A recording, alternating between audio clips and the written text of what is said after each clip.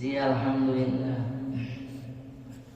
আমি এলাকায় 2008 থেকে 2013 সাল পর্যন্ত এই মাদ্রাসার মসজিদে তারাবির নামাজ পড়িয়েছি।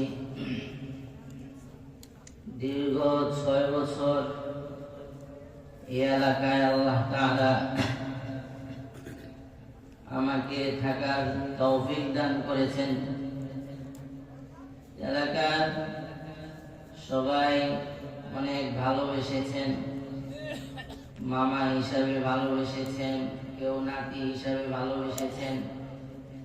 সবার থেকে আল্লাহ তাআলা আমাকে অনেক ভালোবাসা পাইয়েছেন।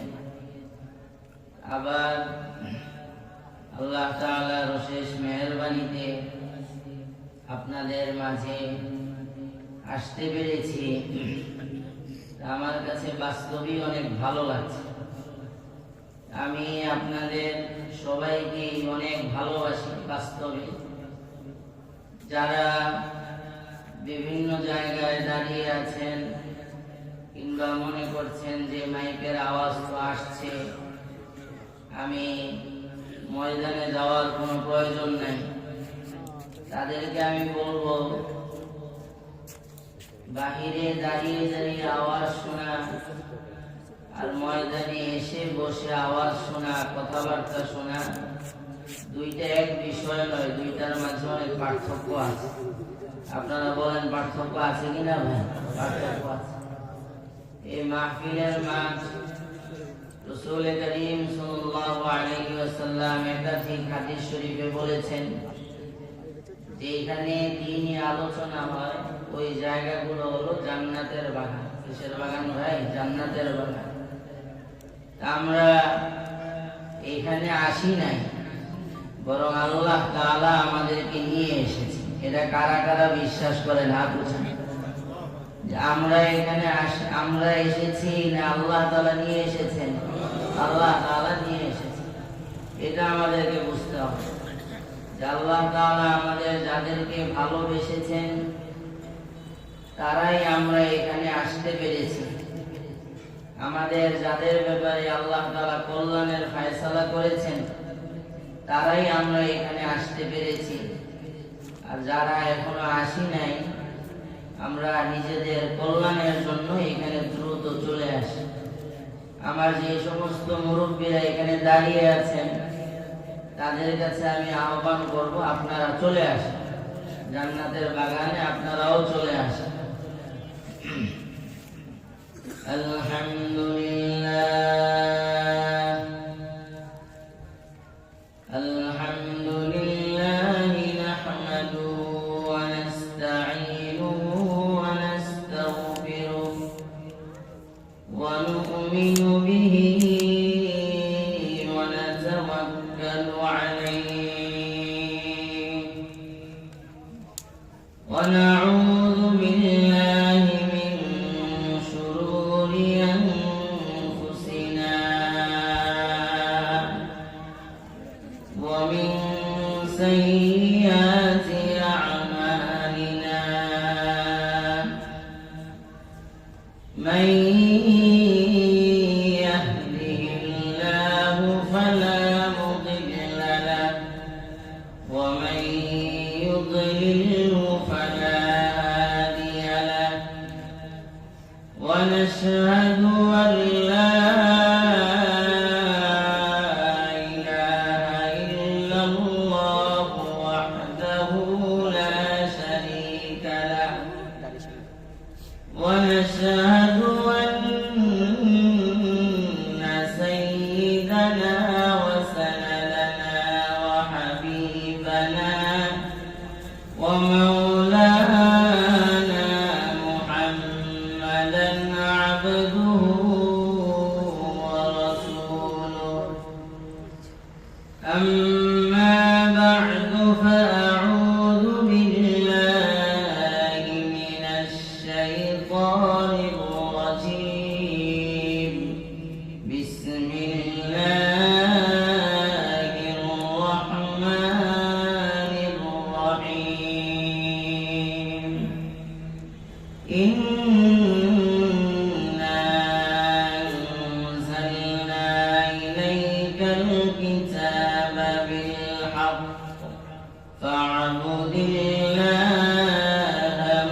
مخلصا له الدين. عن أبي هريرة رضي الله تعالى عنه قال قال رسول الله صلى الله عليه وسلم إن الله لا ينظر إلى صوركم ولا إلى أموالكم ولكن ينظر إلى قلوبكم وأعمالكم. أخرجه الإمام مسلم في صحيحه. صدق الله العلي العظيم وصدق رسوله النبي الكريم ونحن على ذلك من الشاهدين والحمد لله رب العالمين. সকলে আমরা মুহাম্মদের সাথে পড়ি। بلغ العلا بكماله كشف الدجى بجماله حسنت جميع خصاله صلوا عليه وآله. اللهم صل على محمد وعلى آل محمد كما صليت على إبراهيم وعلى آل إبراهيم إنك حميد مجيد. সকলে মুহাম্মদের সাথে পড়ি। اللهم بارك على محمد وعلى آل محمد كما باركت على إبراهيم وعلى آل إبراهيم إنك حميد مجيد. সম্মানিত উপস্থিতি এবং পর্দার আড়ালের মা ও বোনেরা, আমি আমার মূল আলোচনায় যাওয়ার আগে আপনাদের সাথে একটা কথা বলবো। এই যে চুনারচর নূরুল কোরআন মুহাম্মাদিয়া ফজলুল উলুম মাদ্রাসার উদ্যোগে মাহফিল আয়োজন করা হয়েছে। আমরা এখানে এসেছি মাহফিল আয়োজন করা এবং আমাদের এখানে আসার পিছনে উদ্দেশ্যটা বুঝে আসেন। অনেকে মনে করে যে প্রায় বিভিন্ন মাদ্রাসা থেকে মাহফিল দেওয়া হয়, এটা একটা গতানুগতিক ধারা। মাদ্রাসা মাহফিল দিবে, এটা একটা স্বাভাবিক বিষয়। মাহফিল দিলে আমরা আসি, এজন্য আমরা এসেছি। আসলে মাহফিলের উদ্দেশ্যটা কি? মাহফিলের উদ্দেশ্য হলো যে আমরা আমাদের চাল চলনের ভিতরে যে সমস্ত সমস্যা সম্মুখীন হচ্ছে, আমাদের আমলের ভিতরে যে সমস্ত অসুবিধা সৃষ্টি হয়েছে, এই অসুবিধাগুলো নিয়ে এখানে আলোচনা হবে। আমরা মনোযোগের সাথে শুনব যেন আমরা আমাদের এই অসুবিধাগুলো দূর করতে পারি। মাহফিলে আসা এর দৃষ্টান্ত হলো ডাক্তারের কাছে যাওয়া। রোগী ডাক্তারের কাছে যেমন যায় তার সমস্যাগুলো জেনে চিকিৎসা করার জন্য, মাহফিলের উদ্দেশ্য এটা যে মুসলমানরা তাদের সমস্যাগুলো জানবে, জেনে তারা তাদের এই সমস্যাগুলো দূর করার জন্য চেষ্টা করবে। এটাই হলো মাহফিলের উদ্দেশ্য। বুঝে আসছেন? এখন এখানে আল্লাহ তাআলা আমাদেরকে নিয়ে এসেছেন।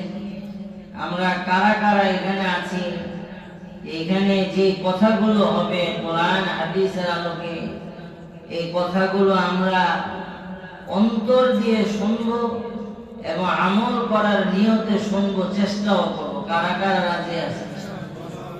আপনারা সবাই রাজি আছেন তো? আমাদের এই হাতগুলো কে দেখতেছেন ভাই? আল্লাহ তাআলা দেখতেছেন। কোনো সন্দেহ আছে?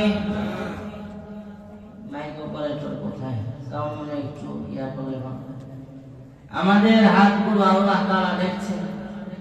আল্লাহ তাআলার কাছে দোয়া করি, আল্লাহ তাআলা যারা হাত উঠিয়েছেন আপনাদের সবার হাতগুলো কবুল করুন। আপনাদের সবার উসিলায় আমি প্রথমের হাতগুলো আল্লাহ তাআলা কবুল করেন। আমিন।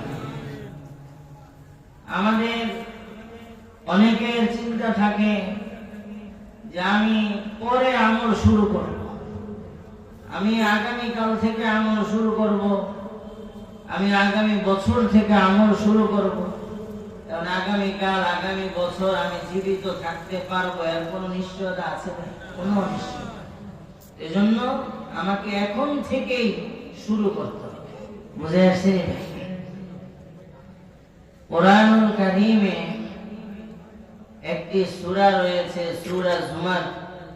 সূরা জুমারের দ্বিতীয় আয়াতে আল্লাহ তাআলা ইরশাদ করেন, ইন্না আনজালনা ইলাইকাল কিতাবা বিল হক ফা'বুদিল্লাহা মুখলিসাল লাহুদ্দীন।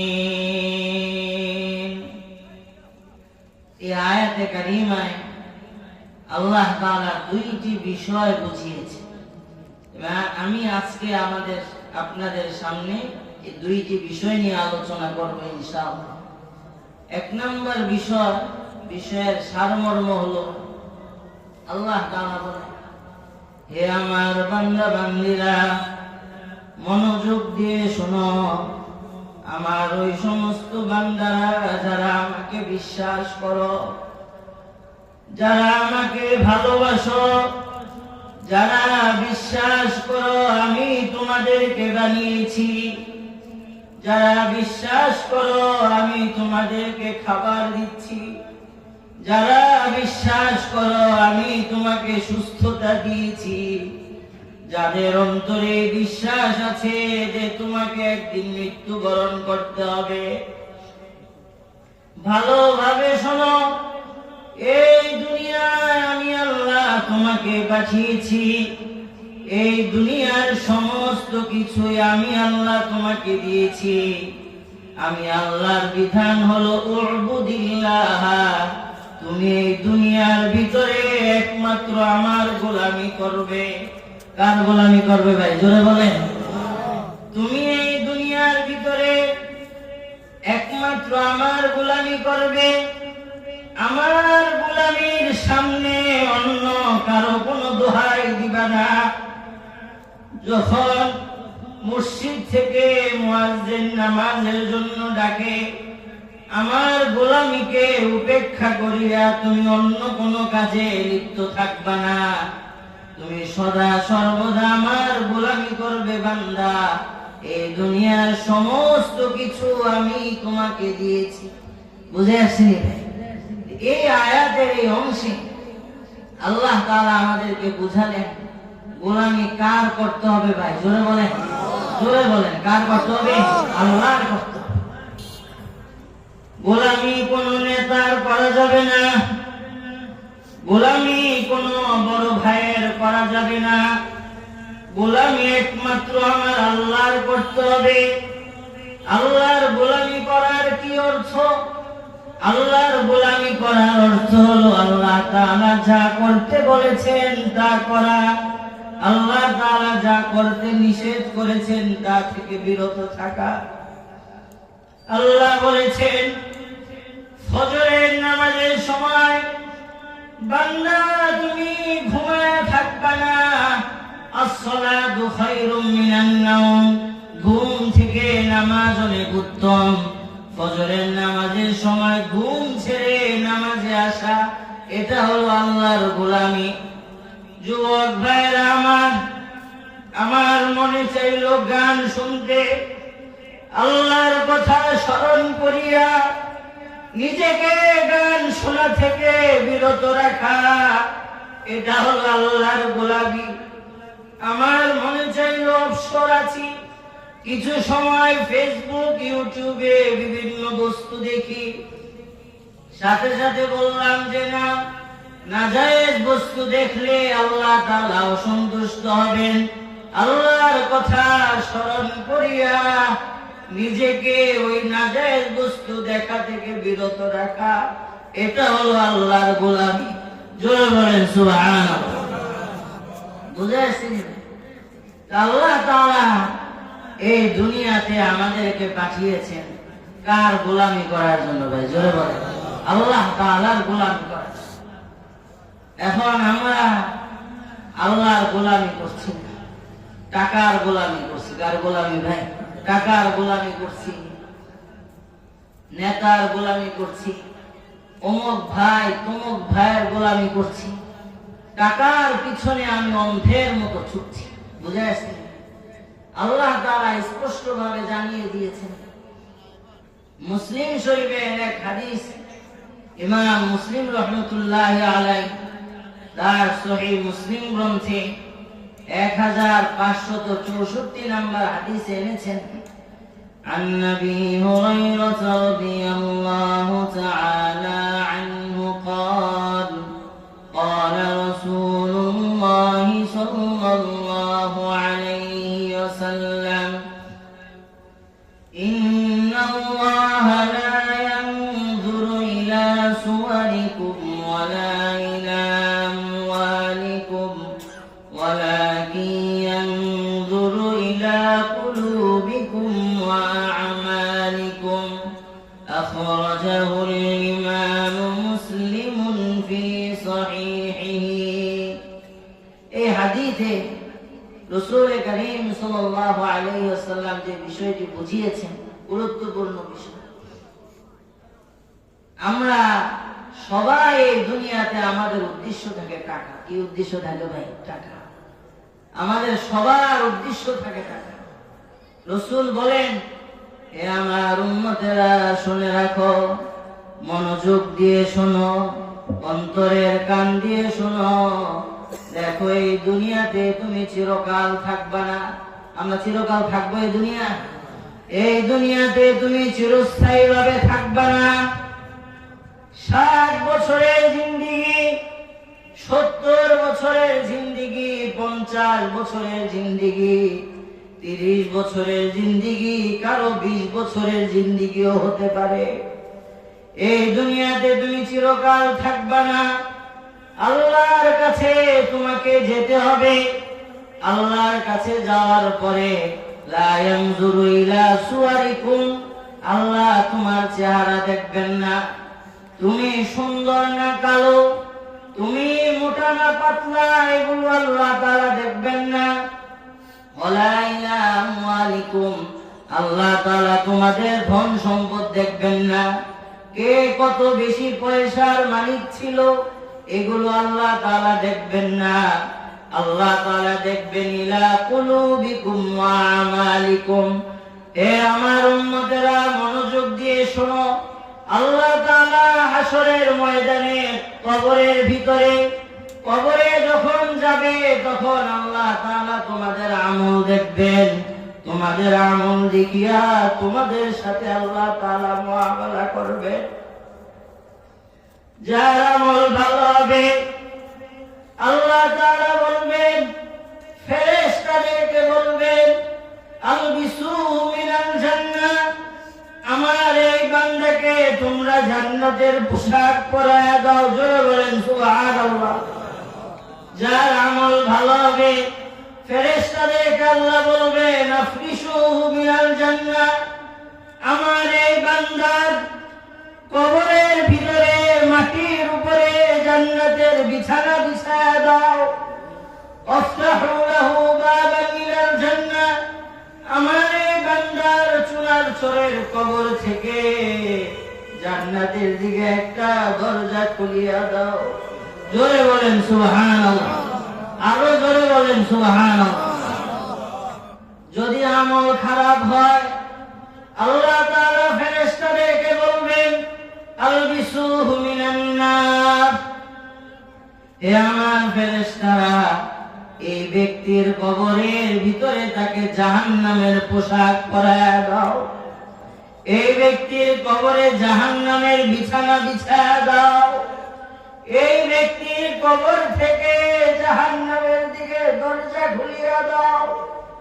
এই ব্যক্তির কবরকে সংকীর্ণ করিয়া দাও। এই ব্যক্তির কবরকে হুকুম দেওয়া হবে ইলতাইমি আলাইহি, এ দুই পাশের মাটি তোমরা তাকে চাপ দাও। ফাতালতাইমু, মাটি দোনো দিক থেকে চাপ দিবে। ফাতাখতালিফা আযলাউহু, ওই ব্যক্তি একদিকের হাড় আরেক দিকে চলিয়া যাবে। জোরে বলেন নাউযুবিল্লাহ। তো ভাইরা আমার, এই হাদিস শরীফের আলোকে আমরা বুঝলাম আমরা যখন মৃত্যুবরণ করব, ভাই আমাদের কারো জানা আসেনি যে আগামীকাল আমার মৃত্যু হবে না, এটা কারো জানা আছে? জানা আসেনি? কোন যুবক ভাই জানা আছে? আমরা যখন মৃত্যুবরণ করব, আমার আমল যদি ভালো না হয়, আমার কোন বোনের আমল যদি ভালো না হয়, আমার কোন মার আমল যদি ভালো না হয়, আমার কোন ভাই এখানে যারা আছেন মুরব্বীদের আমল যদি ভালো না হয়, আল্লাহ তাআলা আমি দুনিয়াতে কত প্রভাবশালী ছিলাম এটা আল্লাহ তাআলা দেখবেন। বুঝে আসেনি ভাই? আল্লাহ তাআলা আমার কি দেখবেন ভাই? আমল দেখবেন। এই জন্য আমাদেরকে এক নম্বর বিষয়, আমার সর্বপ্রথম এবং সবচেয়ে মূল কথা যেটা, আমাদের মাহফিলের মূল উদ্দেশ্য যেটা, এক নম্বর বিষয় হলো আমাদেরকে কার খাঁটি গোলাম হতে হবে ভাই? জোরে বলেন আল্লাহ তাআলার খাঁটি গোলাম। আল্লাহ তাআলার সমস্ত বিধিনিষেধ আমাদেরকে অনুসরণ করতে হবে। আল্লাহ তাআলা যা করতে বলেছেন তা করতে হবে। আল্লাহ তাআলা যা করতে নিষেধ করেছেন তা থেকে কি থাকতে হবে ভাই? বিরত থাকতে হবে। আল্লাহ তাআলা এই সূরা জুমারের দ্বিতীয় আয়াতে উবুদিল্লাহ এর পরে আরেকটা শব্দ বলেছেন। ওই শব্দটার মাঝে আল্লাহ তাআলা কি বলেন? মুখলিসুন লাহুদ্দিন। ভালোভাবে বুঝবেন, শয়তান আছে না মারা গেছে? আছে না মারা গেছে? আপনাদের আওয়াজে তো বোঝা যায় না যে শয়তান মারা গেছে। আছে না মারা গেছে? জোরে বলেন। শয়তানের ষড়যন্ত্র সব সময় চলতে থাকে মানুষদেরকে কিভাবে জাহান্নামী করা যায়। একদলের পিছনে তো শয়তান চেষ্টা করে যেন এই লোকদেরকে আল্লাহর গোলামি থেকে দূরে রাখা যায়, যেন তারা নামাজে না আসে, যেন তারা দান সদকা না করে, যেন তারা দ্বীনি কাজে অংশগ্রহণ না করে, দূরে রাখার জন্য চেষ্টা করে। একদল লোক আছে যারা আল্লাহর গোলামির ভিতরে আসে না, তারা আল্লাহর গোলামি থেকে দূরে থাকে। আরেক দল লোক এমন আছে যাদের পিছনে শয়তান অনেক চেষ্টা করার পরেও শয়তান তাদেরকে আল্লাহর গোলামি থেকে দূরে রাখতে পারে না। যখন এই লোকেরা আল্লাহর গোলামির ভিতরে আসে তখন কিন্তু শয়তান বসে যায় না, শয়তান তার চেষ্টা চালিয়ে যায়। তার দ্বিতীয় ধাপের চেষ্টা হলো শয়তান তাকে বলে তুমি আমল করো ঠিক আছে, বাকি তোমার আমলের উদ্দেশ্য থাকবে লোকদেরকে দেখানো। কাদেরকে দেখানো ভাই? জোরে বলেন। লোকদেরকে দেখানো। তুমি দান করো, অসুবিধা নাই, তোমার দানের পিছনে উদ্দেশ্য থাকবে লোকদেরকে দেখানো, লোকদেরকে শোনানো। তুমি হজ করো, আমার কোনো অসুবিধা নাই। তোমার হজের পিছনে উদ্দেশ্য থাকবে লোকদেরকে দেখানো। তুমি নামাজ পড়ো, আমি শয়তানের কোনো অসুবিধা নাই। বাকি তোমার উদ্দেশ্য থাকবে লোকদেরকে দেখানো, যেন লোকেরা আমাকে নামাজি বলে। এই ধরনের মানসিকতা আমাদের অনেকের ভিতরে মাঝে মধ্যে আসে কিনা ভাই জোরে বলেন? মাঝে মধ্যে চলে আসে। কেউ যদি বলে আমার ভিতরে আসে না, সেটা ভুল কথা। মাঝে মধ্যে চলে আসে, তার কারণ শয়তান মারা গেছে না জীবিত আছে? জোরে বলে, শয়তান জীবিত আছে। শয়তান আমার অন্তরে এটা ঢেলে দিবে যে আমি যখন কোন ইবাদতের ভিতরে লিপ্ত হব, আমি যখন আল্লাহর কুদরতি পায়ে সিজদায় যাব, আমি যখন আল্লাহর সন্তুষ্টির জন্য কোন ইবাদত করব, তখন শয়তান আমার অন্তরে ঢেলে দিবে যে তোমার এই ইবাদতের দ্বারা উদ্দেশ্য হলো লোকদেরকে খুশি করানো। এই ধরনের মাকসাদ উদ্দেশ্য আমাদের অনেকের ভিতরে চলে আসে। আল্লাহ তাআলা এই সূরা জুমারের দ্বিতীয় আয়াতে, দ্বিতীয় শব্দে, দ্বিতীয় বাক্যে এই বিষয়টাই বলছেন, উবুদিল্লাহা মুখলিসান লাহুদ্দিন। হে আমার বান্দা, হে আমার বান্দিরা, তোমরা আমার ইবাদত করবা। বাকি আমার ইবাদতের পিছনে তোমাদের একমাত্র উদ্দেশ্য থাকবে আমাকে সন্তুষ্ট করা। একমাত্র উদ্দেশ্য থাকবে আমি আল্লাহকে সন্তুষ্ট করা। দুনিয়ার কোন মানুষকে সন্তুষ্ট করা তোমাদের যেন কখনোই উদ্দেশ্য না হয়। দুনিয়ার কাউকে দেখানো যেন কখনোই তোমাদের উদ্দেশ্য না হয়। একমাত্র তুমি আমাকে সন্তুষ্ট করার জন্যই ইবাদত করবা। বুঝেছি? তাহলে দ্বিতীয় বিষয়টা হলো আমরা ইবাদত করব কাকে দেখানোর জন্য? ভাই জোরে বলেন, আল্লাহ তাআলাকে দেখানোর জন্য। তার মানে কি আমি মসজিদে আসবো না? জোরে বলেন। তার মানে যে মসজিদে গেলে নামাজ পড়লে যেহেতু লোকেরা দেখবে, হুজুর তো বলেছে যে লোকদেরকে দেখানো যাবে না, মসজিদে যাওয়া যাবে না, আমি ঘরে বসে নামাজ, এটা উদ্দেশ্য? আমি হাজার হাজার মানুষের সামনে নামাজ পড়বো, বাকি আমার মনে থাকবে কার উদ্দেশ্য? ভাই জোরে বলেন, আল্লাহ তাআলা। আমি হাজার হাজার মানুষের সামনে লক্ষ লক্ষ টাকা দান করব, হাজার হাজার মানুষ দেখো, কোনো অসুবিধা নাই। আমার উদ্দেশ্য থাকবে একমাত্র কাকে সন্তুষ্ট করা? জোরে বলেন, আল্লাহ তাআলাকে সন্তুষ্ট করা। বুঝাইছে? যদি আমার উদ্দেশ্য আল্লাহ তাআলাকে সন্তুষ্ট করা ব্যতীত অন্য কাউকে সন্তুষ্ট করা থাকে, দেখানো থাকে, তাহলে আমি 60 বছর ইবাদত করি, 70 বছর ইবাদত করি, আমার এই ইবাদতের কোনো ফায়দা হবে না। বুঝাইছে? আমার ইবাদতের কোনো কি হবে না ভাই? ফায়দা হবে না। আল্লাহ তাআলা পবিত্র আল কোরআনুল কারীমের সূরাতুল ফুরকান, সূরাতুল ফুরকানের 23 নম্বর আয়াতে ইরশাদ করেন, وَقَدِمْنَا إِلَى مَا عَمِلُوا مِنْ عَمَلٍ فَجَعَلْنَاهُ هَبَاءً مَنْثُورًا। এই আয়াতের সারমর্ম হলো এমন, আল্লাহ তাআলা বলেন, হে আমার বান্দা, মনোযোগের সাথে শোনো, অন্তর দিয়ে শোনো। দুনিয়াতে যেই সমস্ত ব্যক্তিরা আমি আল্লাহকে সন্তুষ্ট করার উদ্দেশ্য অন্তরে রাখা ছাড়া মানুষদেরকে সন্তুষ্ট করার উদ্দেশ্য নিয়ে কোন নেক আমল করেছে, কোন ভালো কাজ করেছে, ভালো কাজ করার সময় উদ্দেশ্য ছিল লোকদেরকে দেখানো, বান্দা ভালোভাবে শোনো, হাজার হাজার লক্ষ টাকা দান করেছে, কোটি কোটি টাকা খরচ করে মসজিদ বানিয়েছে, বাকি উদ্দেশ্য ছিল লোকদেরকে দেখানো। আছে না? দুনিয়াতে আছে কিনা? নাই? কোটি কোটি টাকা খরচ করে হসপিটাল বানিয়েছে, উদ্দেশ্য হলো লোকদেরকে দেখানো, টাকা পয়সা কামানো। বান্দারা মনোযোগ দিয়ে শোনো, কদিমনা ইলা মা আমিলু মিন আমালিন, যাদের উদ্দেশ্য ছিল নেক আমল দ্বারা অন্যদেরকে সন্তুষ্ট করা, হাসরের ময়দানে যখন তারা আমার সামনে উপস্থিত হবে, আমি তাদের সমস্ত আমলকে দেখে বলবো ফাজআলনাহু হাবাম মানসুরা, তাদের সমস্ত আমলকে আমি আমার এক বাক্যে বাতিল বলে ঘোষণা করব। আমি বলবো, হে আমার বান্দা, খাবার দিয়েছি আমি,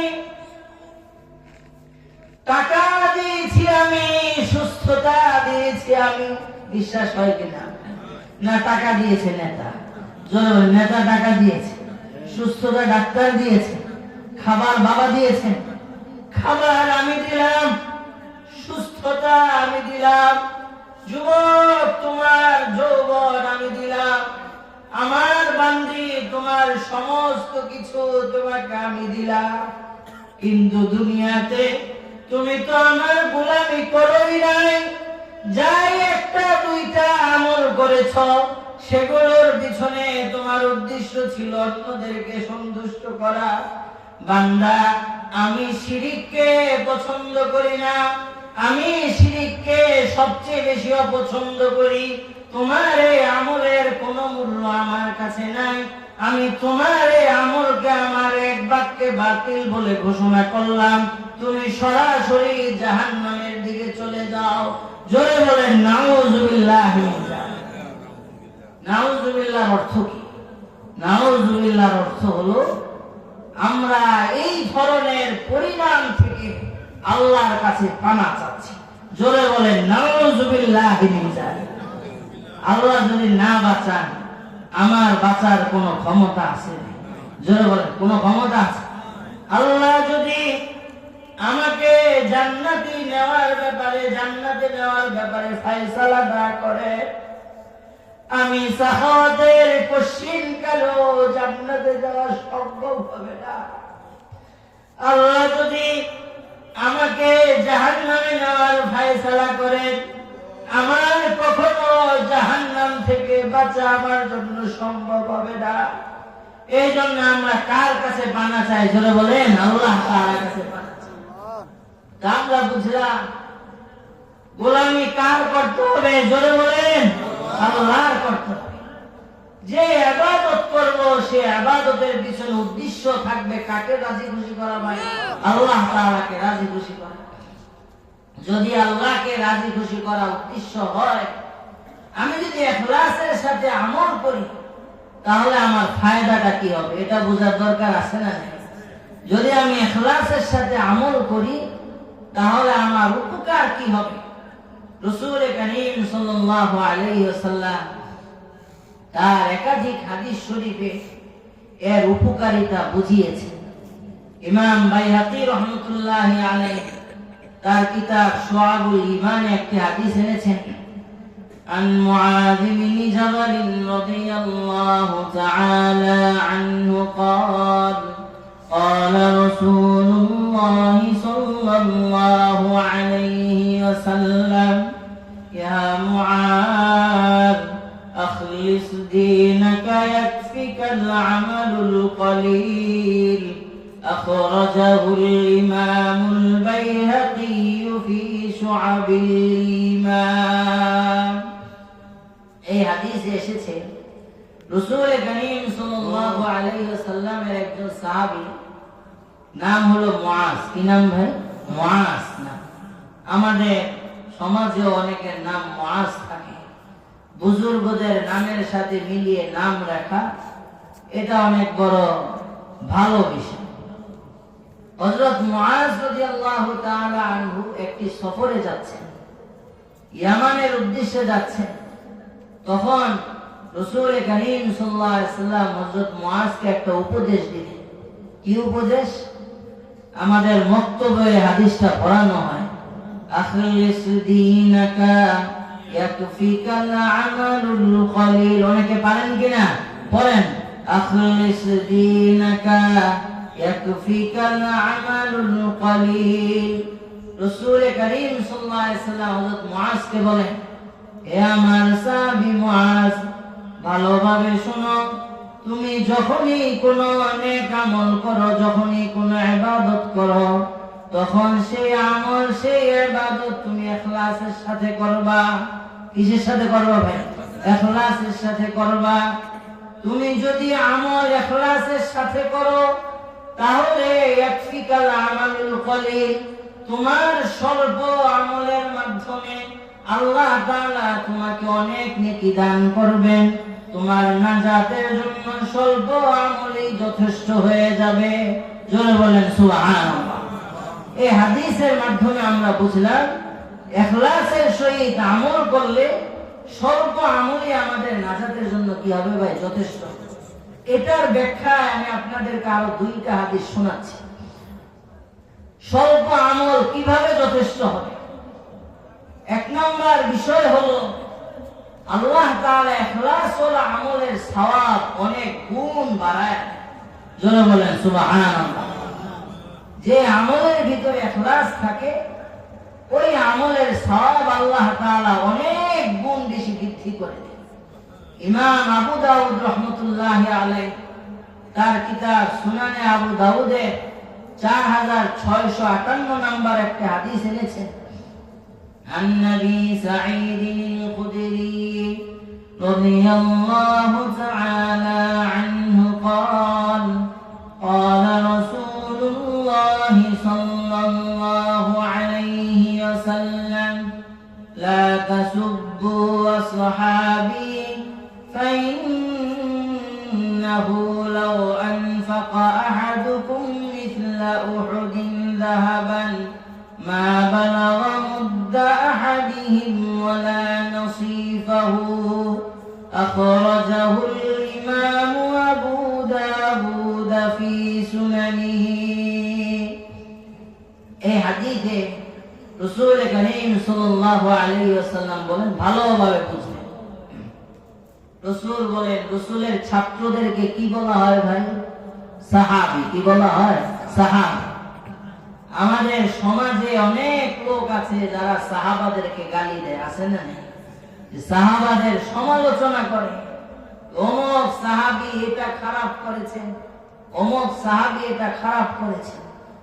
রাসূল বলেন, লা তাসুব্বু আসহাবি, তোমরা আমার সাহাবাদের নিয়ে সমালোচনা করবা না, আমার সাহাবাদেরকে তোমরা গালি দিবা না, আমার সাহাবীদের খারাপ বিষয় নিয়ে তোমরা আলোচনা করবা না, আমার সাহাবীদের ব্যাপারে তোমরা তোমাদের অন্তরে বিদ্বেষ রাখবা না। আমার সাহাবাদের যে কুরবানি, আমার সাহাবারা আল্লাহর দ্বীনের জন্য যে কুরবানি দিয়েছেন, এই কুরবানি পৃথিবীর ইতিহাসে কোথাও খুঁজে পাওয়া সম্ভব না। লা তাসুব্বু আসহাবি, আমার সাহাবাদেরকে তোমরা গালি দিবা না। ভালোভাবে শোনো, ফাইন্নাহু লাউ আনফাকা আহাদুকুম মিসলা উহুদিন যাবান, কেননা তোমাদের কেউ যদি উহুদ পাহাড় সমপরিমাণ স্বর্ণ দান করে, কি পাহাড়? উহুদ পাহাড় সমপরিমাণ স্বর্ণ। যারা গিয়েছেন তারা উহুদ পাহাড় দেখেছেন, যারা যান নাই আল্লাহ তাআলা আমাদের সবাইকে বারবার যাওয়ার তৌফিক দান করেন। জোরে বলেন আমিন। আরো জোরে বলেন আমিন। উহুদ পাহাড় ছোট না বড়? অনেক। বুঝেছি? এখন তো দেখলে এক বড়ি স্বর্ণ কিনতে গেলে আমাদের খবর। রাসূল বলেন, যদি তোমাদের কেউ উহুদ পাহাড় সমপরিমাণ স্বর্ণ দান করে, মা বালাগা মুদ্দা হাদিহিম ওয়ালা নসিফাহু, মুদ এটা আরবের একটা পরিমাণ, বাংলায় সমান হলো 600 গ্রাম। 600 গ্রাম আরবি মুদের, আরবি মুদ যে ওজন আছে এটা বাংলায় কয়শো গ্রাম হয় ভাই? 600 গ্রাম। রাসূল বলেন, আমার একজন সাহাবী 600 গ্রাম গম দান করিয়া যে সওয়াব পেয়েছে, আমার একজন সাহাবী 600 গ্রাম না ওয়ালা নাসিফাহু 600 গ্রামের অর্ধেক 300 গ্রাম গম দান করিয়া খেজুর দান করিয়া আমার একজন সাহাবী আল্লাহ তাআলার কাছে যে সওয়াব পেয়েছেন, তোমাদের কেউ যদি উহুদ পাহাড় সমপরিমাণ স্বর্ণ দান করো, আমার সাহাবীর সেই সওয়াবের ধারে কাছে পৌঁছতে পারবা না। জোরে বলেন সুবহানাল্লাহ। এই হাদিস দ্বারা আমাদেরকে বোঝানো উদ্দেশ্য হলো সাহাবায়ে কেরামের এই সওয়াবের আধিক্যতার পিছনে রহস্য কি? ইখলাস। জোরে বলেন রহস্য কি ভাই? ইখলাস। রাসূল বলেছেন তোমরা দান করো। সাহাবাদের কাছে যার কাছে যা কিছু ছিল উনি সেটাই রাসূলের দরবারে উপস্থিত করেছেন একমাত্র আল্লাহকে সন্তুষ্ট করার জন্য। ইখলাসের কারণে আল্লাহ তাআলা সাহাবাদের আমলের ভিতরে এত সওয়াব দান করেছেন। সুতরাং সাহাবাদের যে আল্লাহ, আমাদেরও সেই আল্লাহ, অন্য আল্লাহ। জোরে বলেন, জোরে বলেন, সেই আল্লাহ। আমরাও যদি ইখলাসের সাথে আমল করি আমরা সেই সওয়াব পাবো কি পাবো না? জোরে বলেন সেই সওয়াব। এর মাধ্যমে বোঝা গেল ইখলাসের সাথে যদি আমি আমল করি আমার সামান্য আমলে অনেক সওয়াব আল্লাহ তাআলা আমাকে দান করবেন। বুঝেছি? এটাও এক নাম্বার ব্যাখ্যা। রাসূল যে বলেছেন যে সামান্য আমল তোমার জন্য যথেষ্ট হবে, সামান্য আমলই আমি তোমাকে অনেক বেশি সওয়াব দান করব। দ্বিতীয় ব্যাখ্যা যে ইখলাস ওয়ালা সামান্য আমল যথেষ্ট হওয়ার দ্বিতীয় ব্যাখ্যা কি? রাসূল করিম সাল্লাল্লাহু আলাইহি ওয়াসাল্লাম আরেক হাদিসে ইরশাদ করেছেন, যে হাদিসে একটা লম্বা ঘটনা আমি সংক্ষেপে বলবো। রাসূল একটা লম্বা ঘটনা এনেছেন, ওই লম্বা ঘটনার মাধ্যমে আমাদেরকে এই বিষয়টি বুঝিয়েছেন। এই হাদিসটি ইমাম বুখারী রাহমাতুল্লাহি আলাইহি তার কিতাব সহিহ বুখারী 3465 নম্বর হাদিসে এনেছেন। عن عمر رضي الله تعالى عنه قال قال رسول الله صلى الله عليه وسلم انطلق ثلاثة نفر ممن كان قبلكم حتى آواهم المبيت إلى غار إلى آخر الحديث أخرجه الإمام البخاري في صحيحه। এই হাদিসে এসেছে, আপনাদের খারাপ লাগতেছে? জোরে বলেন। কাদের কাদের ভালো লাগতেছে হাত উঠায় দেখান। আল্লাহ তাআলা আমাদেরকে কবুল করুন। জোরে বলেন আমিন। রাসূল করিম সাল্লাল্লাহু আলাইহি ওয়াসাল্লাম এই হাদিসে একটি ঘটনা বলেছেন। ঘটনা কি? রাসূল বলেন তিনজন লোক কোন একটি উদ্দেশ্যে তারা ঘর থেকে বের হয়েছে, সফরে বের হয়েছে। তিনজন লোক সফরে যাচ্ছে, হাঁটছে, হাঁটতে হাঁটতে চলতে চলতে রাত হয়ে গেল। এখন যখন অন্ধকার হয়ে গেল, আগে কি রাস্তায় লাইট ছিল? রাস্তায় লাইট ছিল না।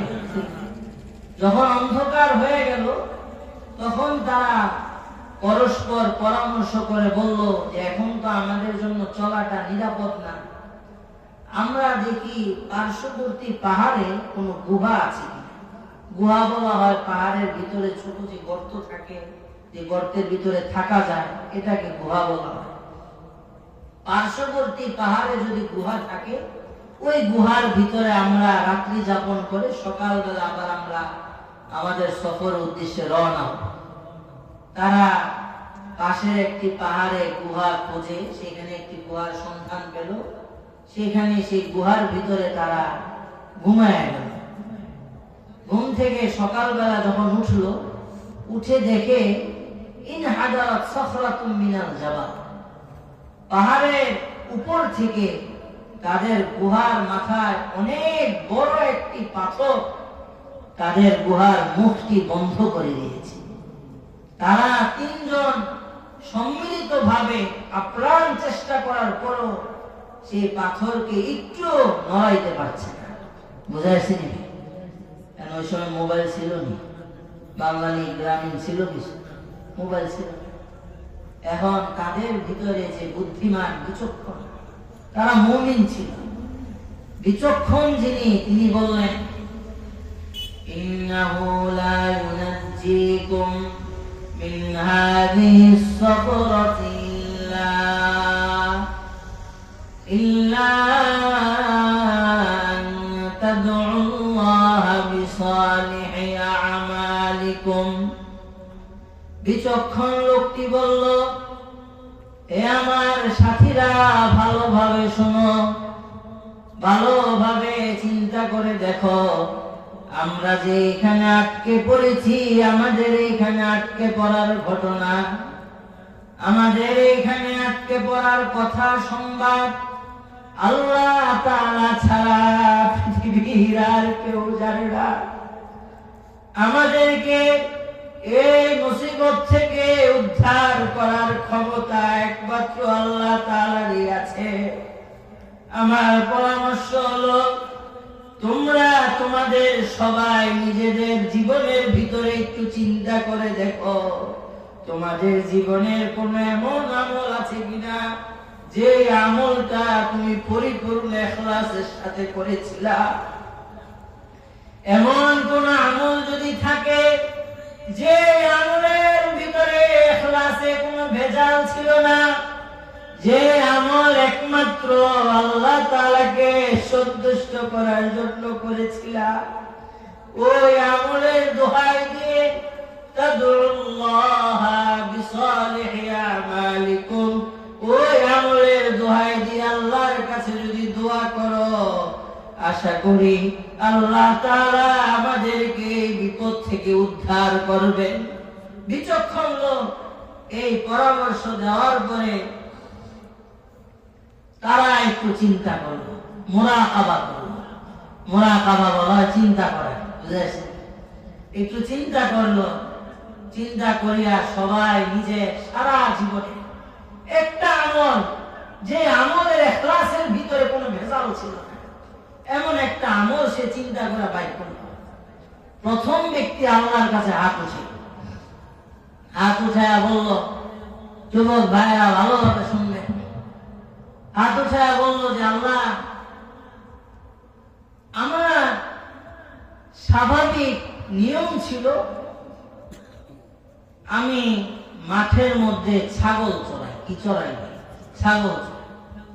সারাদিন ছাগল চড়ানোর পরে বিকাল বেলা ছাগল আমি বাড়িতে নিয়ে আসি, নিয়ে আসার পরে ছাগলের দুধ দহন করিয়া আমি খাই, আমার বাবা মাকে খাওয়াই, আমার পরিবারের সদস্যদেরকে আমি খাওয়াই, পান করাই। একদিন আমি কোনো কারণে মাঠ থেকে ফিরতে দেরি হয়ে গেল, বুঝাইছি? কোনো কারণে দেরি হয়ে গেল। আমি ঘরে এসে দেখলাম আমার বৃদ্ধ পিতামাতা না খেয়ে ঘুমিয়ে গিয়েছেন।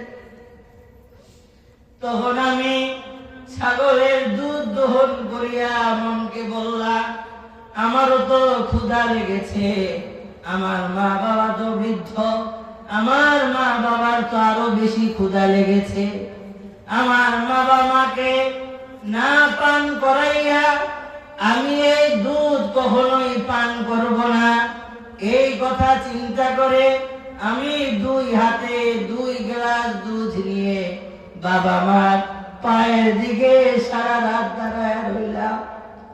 কুনতু আনতাযিরু ইস্তিকারাহুমা, আমি অপেক্ষা করছিলাম কখন আমার মার চোখ খুলবে, কখন আমার বাবার চোখ খুলবে। চোখ খোলার সাথে সাথে যেন আমি আমার বাবা মার খেদমতটা করতে পারি, তাদেরকে দুধ পান করাইতে পারি। যখন আমার বাবা মা জাগ্রত হলেন, তখন আমি তাদেরকে সারা রাত এইভাবে দাঁড়ায় থেকে সকালবেলা তাদেরকে দুধ পান করাইলাম।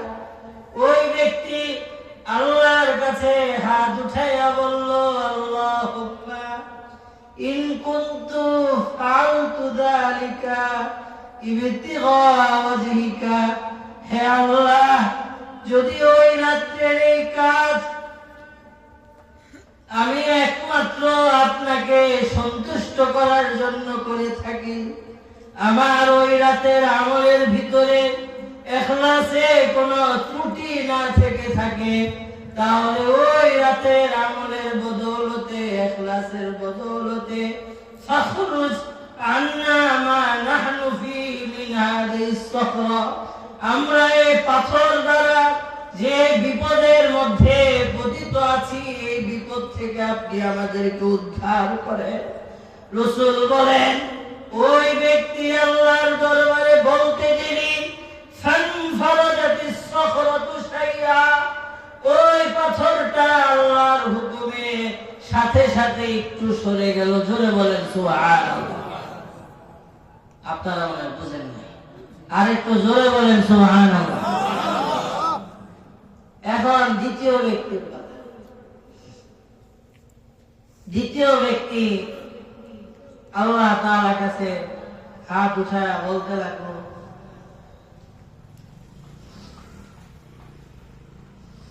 ভালোভাবে বুঝলে যে আল্লাহ, আমি আমার এক চাচাতো বোনকে ভালোবাসতাম,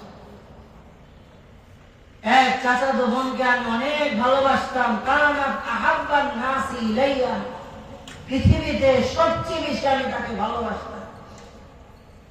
শয়তানের কুমন্ত্রণায় পড়ে আমি সেই বোনকে গুনাহের কাজের প্রস্তাব দিলাম, সেই বোন আমাকে প্রত্যাখ্যান করলো, আমার প্রস্তাব সে নাকচ করে দিল। কিছুদিন পর ওই বোন অভাবের ভিতরে পড়ল। ওই বোন অভাবের ভিতরে পড়ার কারণে, একটি সমস্যার, মারাত্মক সমস্যার ভিতরে পড়ার কারণে সে আমার কাছে এসে 120 স্বর্ণ মুদ্রা, কত স্বর্ণ মুদ্রা ভাই? 120 স্বর্ণ মুদ্রা। যদি বর্তমান স্বর্ণের ভরির মূল্য 1 লক্ষ টাকা হয়ে থাকে, তাহলে 120 স্বর্ণ মুদ্রার মূল্য হবে 45 লক্ষ টাকা। কয় টাকা ভাই? জোরে বলেন। 45 লক্ষ টাকা। আমার বোন আমার কাছে এসে 120 স্বর্ণ মুদ্রা ধার চাই। তখন শয়তান আমাকে ওসওয়াসা দেওয়ার কারণে আমি আমার বোনকে প্রস্তাব দিলাম যে আমি তোমাকে টাকা দিতে রাজি আছি, বাকি আমার সেই প্রস্তাব তোমাকে মানতে হবে। গুনাহের কাজের যে কথা, সেই কথায় তোমাকে রাজি হতে হবে। ওই বোন অভাবের কারণে সে রাজি হয়ে গেল। বুঝেছি? আমি আমার বোনকে 120 স্বর্ণ মুদ্রা দিলাম। দেওয়ার পর যখন আমি গুনাহের কাজের জন্য হাত বাড়ালাম, তখন দেখছি আমার সেই চাচাতো বোনের শরীর কাঁপছে। আমার সেই চাচাতো বোনের চোখ দিয়ে পানি পড়ছে, তার শরীর কাঁপছে। আমি তাকে জিজ্ঞাসা করলাম, এইখানে তো আমি আর তুমি ছাড়া দুনিয়ার আর কেউ নাই, তুমি কেন কাঁদছো? তোমার চোখ দিয়ে পানি কেন বের হচ্ছে? তুমি কাকে ভয় পাচ্ছ? তখন ওই বোন আমাকে বলল, ইত্তাকিল্লাহ, এ আমার চাচাতো ভাই, আল্লাহকে ভয় করো। কাকে ভয় করো ভাই? জোরে বলেন, আল্লাহকে ভয় করো। এইখানে দুনিয়ার কেউ আমাদেরকে না দেখলেও আল্লাহ তাআলা আমাদেরকে দেখছে। যে আল্লাহ আমাদেরকে সুস্থতা দিয়েছেন, যে আল্লাহ আমাদেরকে সৃষ্টি করেছেন, ওই আল্লাহ আমাদেরকে দেখছেন।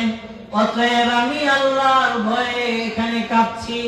ভাই, আপনি আল্লাহকে ভয় করেন।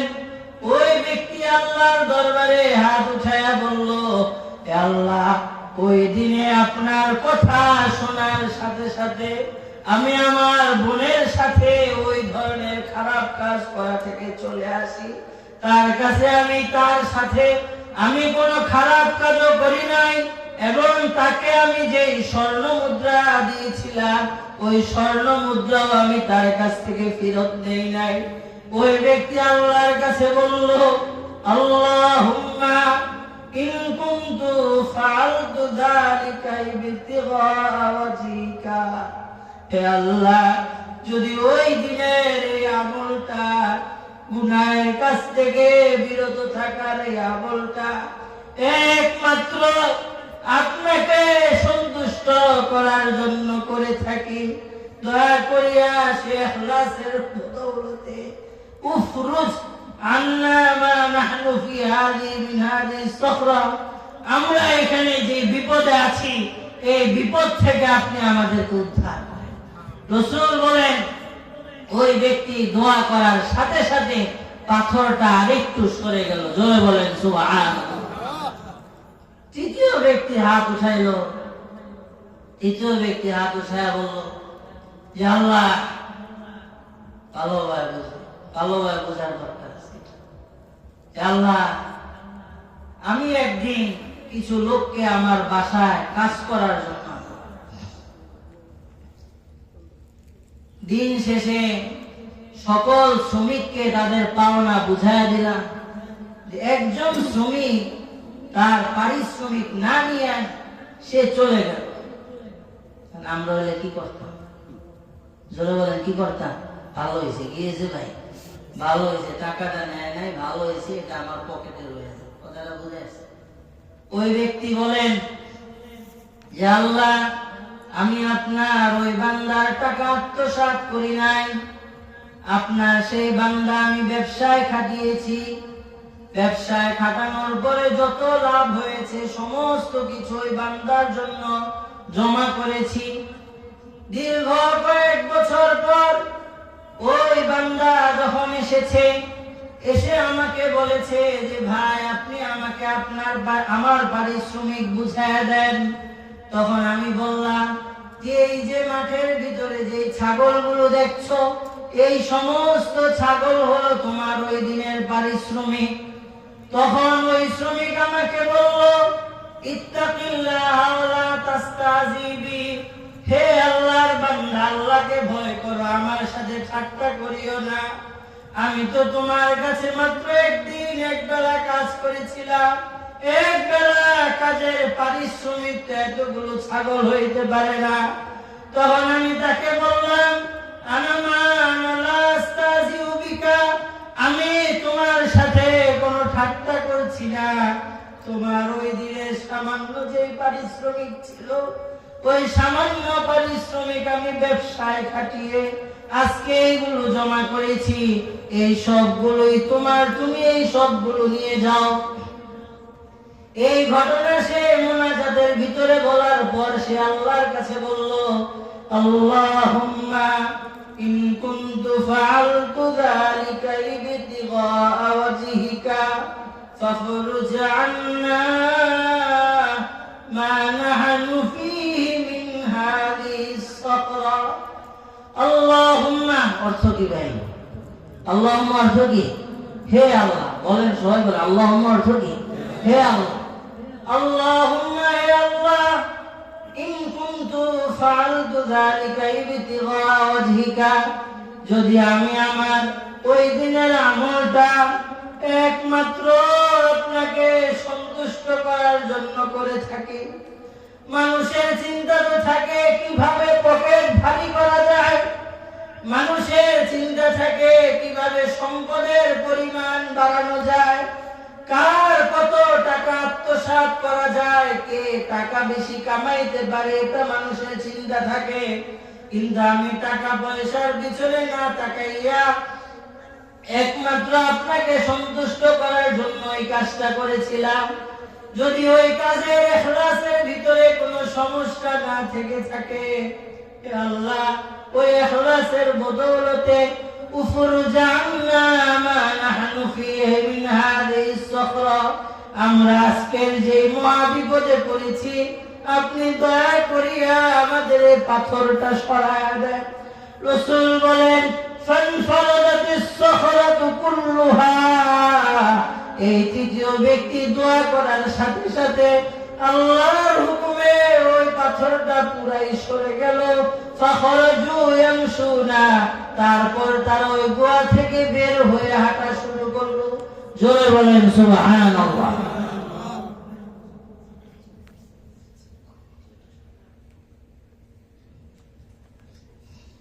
বুঝে আসছে না?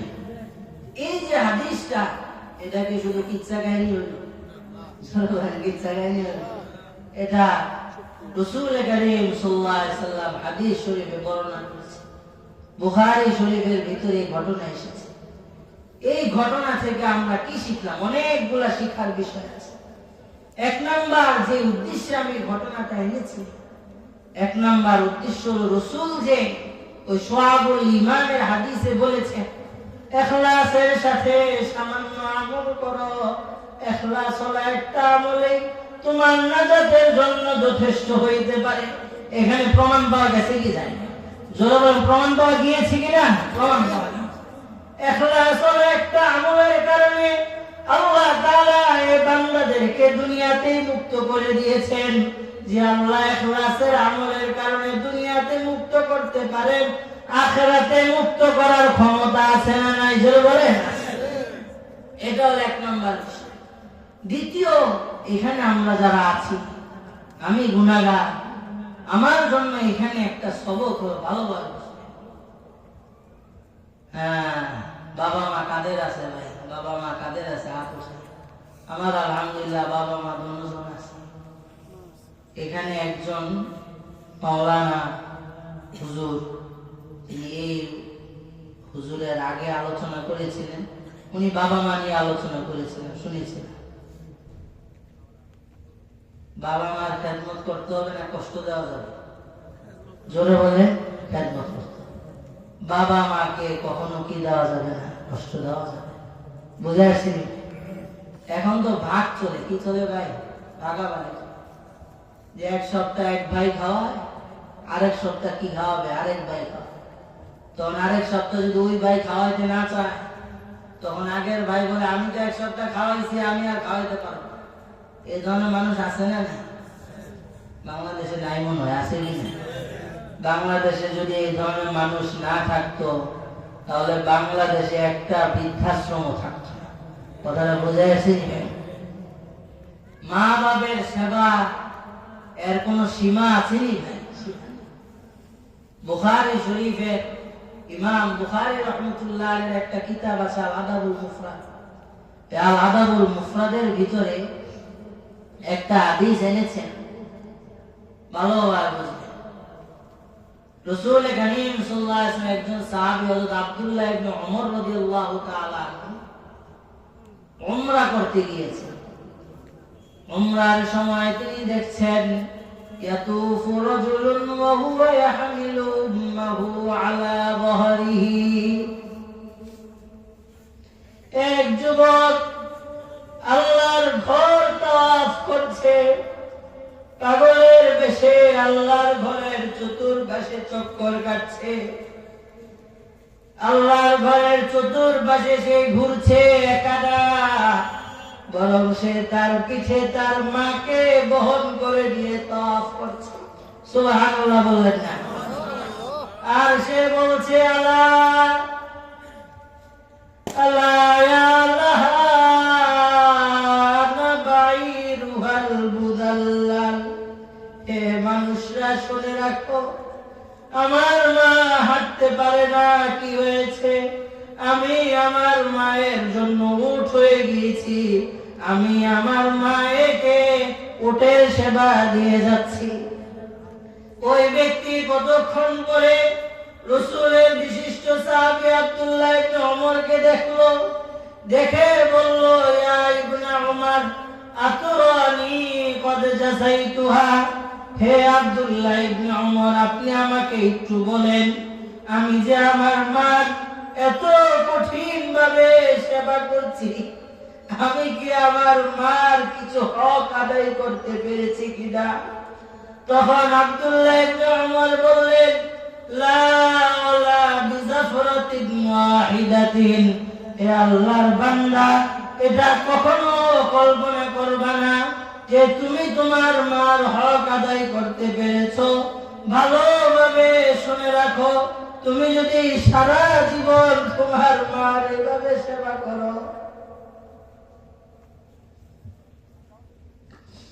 তোমার মা সন্তান প্রসবের সময়, তুমি দুনিয়াতে আসার সময় যে জোরে জোরে শ্বাস ফেলেছিল, শেষ মুহূর্তে যে জোরে জোরে শ্বাস ফেলেছিল, ওলা বিজাফরাতিন ওয়াহিদাতিন, সে একটা শ্বাসের যে হক, ওই হক তুমি সারা জীবন সেবা করলে আদায় হবে না। জোরে বলেন সুবহানাল্লাহ। বুঝে আসছি? এটা কখনো ভাবা ঠিক হবে না যে আমি আমার মা 1 মাসের ঔষধ এনে দিয়েছি, তার মানে আমার সব দায়িত্ব শেষ। এটা কখনো কি করা যাবে না, চিন্তা করা যাবে না। আমি আমার ওষুধ কেনার আগে মার জন্য ওষুধ কিনতে হবে, আমি আমার পোশাক কেনার আগে মার পোশাক কিনতে হবে, আমি আমার জন্য ভালো খাবার কেনার আগে মা বাবার জন্য ভালো খাবার কিনতে হবে। যদি এইভাবে আমরা বাবা মার সেবা করতে পারি, তাহলে বুখারী শরীফের এই ঘটনা থেকে আমরা বুঝলাম আল্লাহ বাবা মার এই ধরনের সেবার বদৌলতে আমাকে আপনাকে দুনিয়াতেও নাজাত দিবেন, আখিরাতেও নাজাত দিবেন। সন্দেহ আছে কিনা ভাই? কোন সন্দেহ আছে? কোন কারা কারা এখানে আছেন যারা আমাদের আল্লাহ দেখতেছেন কিনা? না এটা কোন রাজনৈতিক সমাবেশ? আল্লাহ দেখতেছেন কিনা ভাই? এখানে কারা কারা আছেন যে আজকে থেকে নিয়ত করবে যে বাবা মার সাথে যত বেয়াদবি হয়েছে যায় মাপ চাবে? কারা কারা আছে যে বাবা মার কাছে যায় মাপ চাবে? বেয়াদবি হয়েছে কি হয় নাই? জীবনে তো বেয়াদবি হয়েছে, বাবা মার কাছে আমরা গিয়ে মাপ চাবো। আমিও মাপ চাবো ইনশাআল্লাহ। আমার বাবা মার গুণজন আছে, আমিও ইনশাআল্লাহ মাপ চাবো। আপনারাও রাজি আছেন কিনা? মাপ চাবো আমরা এবং তাদের সারা জীবন খেদমত করার জন্য চেষ্টা করব। রাজি আছে কিনা? যাদের মারা গিয়েছে তারা কি করবেন? তারা তাদের জন্য দোয়া করবেন। কি করবেন ভাই? দোয়া বাড়ায় দিবেন, তাদের জন্য দান সৎকার পরিমাণ বাড়ায় দিবেন। কথাটা বুঝে আসে? এই ঘটনা থেকে দ্বিতীয় আরেকটা যে বিষয় আমরা বুঝলাম, সবচেয়ে গুরুত্বপূর্ণ একটা বিষয় ভালোবাসা। এখন তো দেখা যায় আমার সামনে মোবাইল আসলে আমি নিজেকে নিয়ন্ত্রণ করতে পারি। কথাটা বুঝে আসে? আমার সামনে মোবাইল আসলে আমি ভেসে যাই যে আমার একটু দেখা দরকার। আমার কানে আওয়াজ আসলে আমি ভেসে যাই যে আমার এই গানটা একটু শোনা দরকার। আমার মনে একটা গালি আসলে আমি নিয়ন্ত্রণহীন হয়ে যাই যে আমাকে এই গালিটা দেওয়া দরকার। আমার কোনো গুনাহের কাজ করতে মনে চাইলে সাথে সাথে আমি নিজেকে হারিয়ে ফেলি, আমি ওই গুনাহের কাজের মধ্যে লিপ্ত হয়ে যাই। কিন্তু এই ঘটনার ভিতরে রাসূল দেখিয়েছেন একজন ব্যক্তি কত কঠিন মুহূর্তে গিয়ে আল্লাহ তাআলাকে স্মরণ করে গুনাহের কাছ থেকে ফিরে এসেছে। বুঝে আসছে ভাই? তেমনি ভাবে আমি সাহাবাত, আপনারা এখানে যারা আছেন, বিশেষ করে আমি আমার যুবক ভাইদেরকে বলছি, যখন আমার মনে চাবে আমি শুয়ে শুয়ে মোবাইলে একটু নাজায়েজ বস্তু দেখি, আমি যদি ওই সময় নিজেকে বিরত রাখি, তাহলে এইভাবে আল্লাহ তাআলাকে সন্তুষ্ট করার জন্য যদি নিজেকে গুনাহের কাছ থেকে বিরত রাখি, আল্লাহ তাআলা আমাদেরকেও জান্নাত দিবেন কি দিবেন না? জোরে বলে, আল্লাহ তাআলা আমাদেরকেও জান্নাত দিবেন। বুঝে আসছে? এই বিষয়গুলোর উপর আমরা সবাই আমল করার জন্য চেষ্টা করি।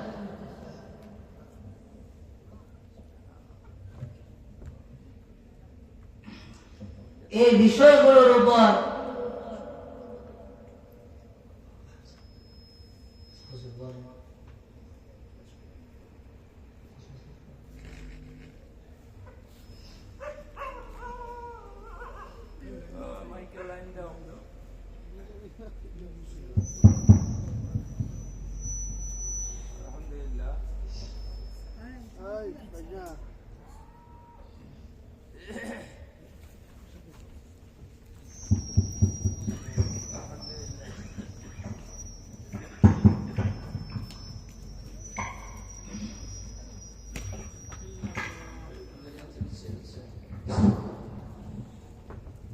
আলহামদুলিল্লাহ আমরা যারা দীর্ঘ সময় ধরে গভীর রাত পর্যন্ত আলোচনা শুনছিলেন, সর্বশেষ আলোচনার আজকের কথা ছিল আমাদের জামিয়াত ইব্রাহিম জাউচা হেমায়তপুর সাভার ঢাকা মাদ্রাসা সম্মানিত প্রতিষ্ঠাতা পরিচালক মুফতি জাহিদুল ইসলাম কাসমি সাহেব হযরতের অপেক্ষায় আমরা তখন মূলত একটু কয়েক মিনিট সময় অপেক্ষা করতেছিলাম।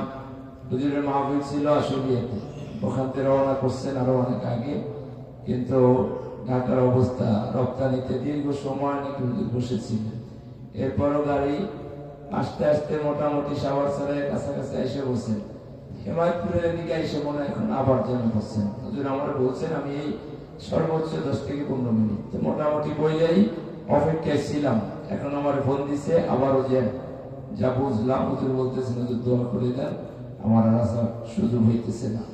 আমরা এমনটাকে মনে না করি, হুজুর আসার জন্য চেষ্টাও করছেন, অলরেডি আমাদের হেমায়তপুর পর্যন্ত তারা এসে গেছেন, কিন্তু সুযোগ নাই, যেহেতু রাত্র অনেক, বাকি কুয়াশায় অন্ধকার বাহিরে অবস্থা, যার কারণে আজকে এতক্ষণ পর্যন্ত যিনি বয়ান করছেন হযরত মাওলানা হাফেজ মাওলানা মুফতি সাখাওয়াত হোসেন কাসেমি সাহেব, আমি হযরতকে অনুরোধ করব আপনি আজকে দোয়া মোনাজাত পরিচালনা করবেন। আর আগামীকাল মাহফিলের শেষ দিন, যারা আমাকে আওয়াজ শুনতেছেন এবং যারা আমরা প্যান্ডেলে আছি, আগামীকালকে এশার নামাজের পরপরই আমাদের মুফতি হেদায়েতুল্লাহ আজাদি সাহেব বয়ান করবেন। হয়তো ওনার আসতে যদি একটু দেরি হয়, মাঝখানে আমরা অল্প সময়ের জন্য এশার নামাজ পড়ে আয়েশা পড়লে কাউকে দেওয়ার সুযোগ হবে না, যদি আসতে একটু দেরি হয় তাহলে এই টাইমে আমরা অল্প সময়ের জন্য একজন বসব, বাকি উনি বাদ এশা বয়ান করবেন, এটাই ফাইনাল। এরপরে আমাদের ওনার পরপরই মাওলানা ওমর ফারুক মরি সাহেব বয়ান করবেন। আমি আপনাদেরকে অনুরোধ করব মাগরিবের নামাজ আমরা এখানে এসে পড়ার চেষ্টা করব। আল্লাহ পাক আজকের মাহফিল, আগামীকালকের মাহফিল, আমাদের এই প্রতিষ্ঠান আল্লাহ পাক কবুল করুক। যারা এখানে বয়ান করছেন, আগামীকালকে করবেন, বলনেওয়ালা শুননেওয়ালা সকলকে আল্লাহ তাআলা কবুল করুক। আসসালামু আলাইকুম ওয়া রাহমাতুল্লাহ। মুহতারাম হাজিরিন, বলছিলাম এই বুখারী শরীফের যে 3 ব্যক্তির ঘটনা, এই ঘটনা থেকে আমরা কি কি শিক্ষা নিলাম? 1 নম্বর শিক্ষণীয় বিষয় ছিল ইখলাস ওয়ালা আমলের কি ফজিলত, সেটা আমরা বুঝলাম। দ্বিতীয় বিষয় ছিল মা বাবার কি করতে হবে ভাই, সেবা করতে হবে। তৃতীয় বিষয় কোন গুনাহের কাজ সামনে আসার সাথে সাথে নিজেকে হারিয়ে ফেলা যাবে না, নিজেকে হেফাজত করার জন্য কি করতে হবে ভাই, চেষ্টা করতে হবে। চতুর্থ যে বিষয়টা 3 নম্বর ব্যক্তির যে ঘটনা, ওটা থেকে আমরা বুঝলাম অন্যের সম্পদ কি নিজের সম্পদ মনে করা যাবে, অন্যের সম্পদ থেকে সব সময় নিজেকে বাঁচায় রাখতে। ভালোভাবে বুঝবেন, কেউ কিন্তু কারো টাকা মারতে পারবে, কেউ কারো টাকা মারতে পারবে। দুনিয়াতে যদি কেউ কারোটা খায়, আখেরাত আছে না নাই? আখেরাত অবশ্যই আছে। কেউ কারোটা মেরে খেতে পারবে, এই দুনিয়াতে না দিলেও আখেরাত অবশ্যই তাকে দিতে হবে। বুঝে আসছেন? এই বিষয়গুলো আমরা এখান থেকে বুঝলাম। এখন এই যে জিনিসগুলো যে আল্লাহ তাআলার গোলামি করতে হবে, ইখলাসের সাথে করতে হবে, এই বিষয়গুলো আমাদের জন্য করাটা সহজ কখন হবে? আমি আলোচনা শেষ পর্যায়ে আছি। আল্লাহ তাআলা পবিত্র আল কোরআনুল কারীমে সূরা তাওবার 119 নম্বর আয়াতে এই বিষয়টি বলে দিয়েছে যে আমরা যদি আল্লাহ তাআলার রাস্তায় চলতে চাই তাহলে আমাদেরকে কি করতে হবে? আল্লাহ তাআলা বলেন, ইয়া আইয়ুহাল্লাযীনা আমানু ইত্তাকুল্লাহা ওয়া কুনু মা'আস সাদিকিন। আল্লাহ তাআলা বলেন, ইয়া আইয়ুহাল্লাযীনা আমানু, হে আমার ওই সমস্ত বান্দা বান্দীরা যারা আমাকে বিশ্বাস করো। আমরা কারা আল্লাহকে বিশ্বাস করি? হাত উঠায় দেয়। বিশ্বাস করি কিনা ভাই? আল্লাহ আপনি আমাদের এই হাতগুলা কবুল করেন, জোরে বলেন আমিন। আল্লাহ হাসরের ময়দানে যেন আমরা খাঁটি মুমিনদের কাতারে উঠতে পারি, সেই ব্যবস্থা আপনি আমাদেরকে করিয়া দিয়েন, জোরে বলেন আমিন।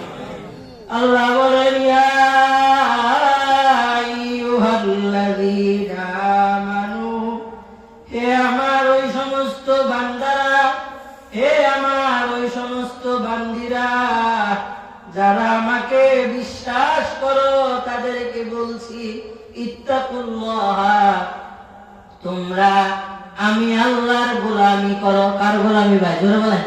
আমি আল্লাহর গোলামি করো, আমি আল্লাহর বিধান তোমরা পালন করো, আমি আল্লাহর বিধানের সামনে তোমরা অন্য কোনো বিধানকে অগ্রাধিকার দিও না, আমি আল্লাহর বিধানের সামনে তোমরা শয়তানকে অগ্রাধিকার দিও না, আমি আল্লাহর বিধানকে অনুসরণ করো। ভালোভাবে শোনো, আমার বিধান অনুসরণ করাটা তোমাদের জন্য সহজ হবে। কুনু মাস সাদিকিন, তোমরা বুজুর্গদের সোহবতে থাকো। তাদের সোহবতে থাকো ভাই, জোরে বলেন। বুজুর্গদের সোহবতে থাকো।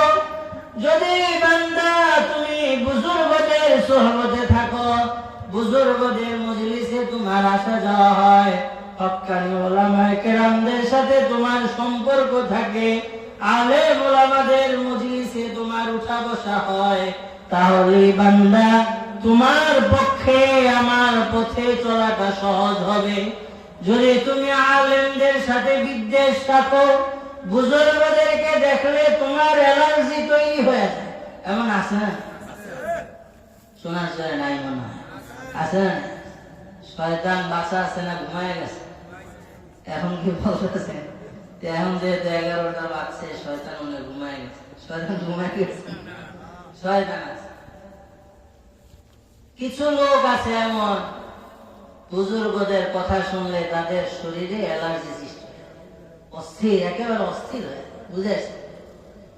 আল্লাহ বলেন বুজুর্গদের ব্যাপারে অন্তরে বিদ্বেষ রাখবা না, বুজুর্গদের ব্যাপারে অন্তরে ঘৃণা ভাব রাখবা না, বুজুর্গদেরকে ভালোবাসবা, বুজুর্গদের সোহবতে থাকবা, তাহলে তোমাদের জন্য আমার পথে চলাটা সহজ হবে।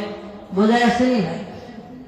এখন অনেক লোক আছে যারা বিভিন্ন সময় ভালোভাবে বুঝবে, বিভিন্ন সময় আলেম ওলামাদের বিপক্ষে অনেক কথা বলে, আলেম ওলামাদের বিরুদ্ধে বলে, আলেম ওলামাদের বিপক্ষে কথা বলে যে মাদ্রাসা বন্ধ করে দিবে, অমুক পীর সাহেবের মজলিস বন্ধ করে দিবে, বিভিন্ন জায়গায় বিভিন্ন দিনই মজলিস বন্ধ করে দিচ্ছে, দিয়েছে, সামনেও দিবে। অনেক মানুষ আছে না?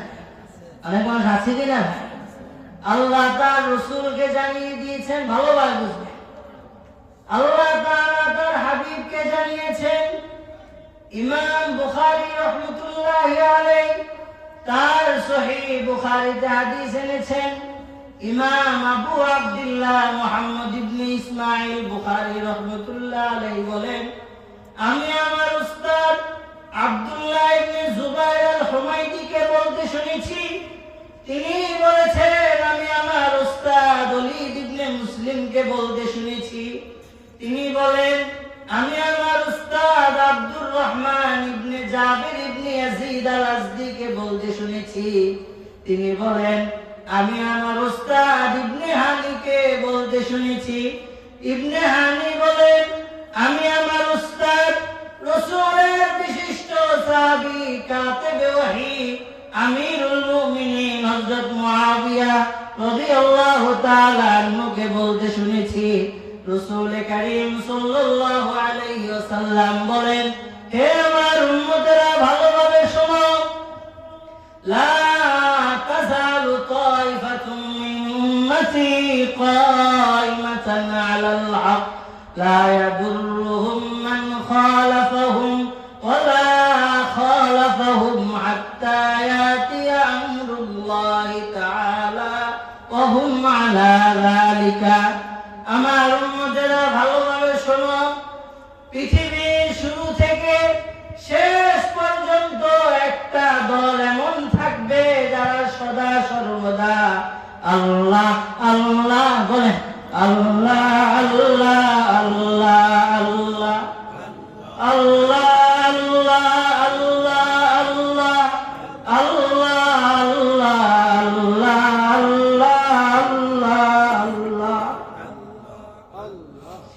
আল্লাহ আল্লাহ